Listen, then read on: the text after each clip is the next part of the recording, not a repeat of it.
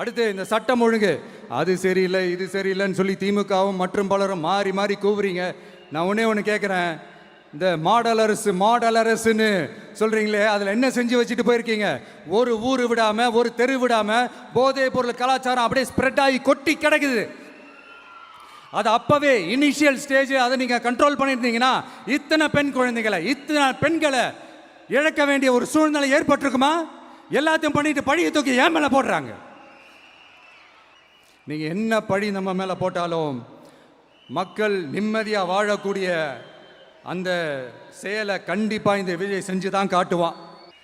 அதுக்காக தான் எஃபிஷியண்டான police officers நான் அப்பாயிண்ட் பண்ணியிருக்கிறேன். எஃபிஷியண்டான அந்த போலீஸ் ஆஃபீஸர்ஸ் டீம் நான் அப்பாயிண்ட் பண்ணியிருக்கிறேன்.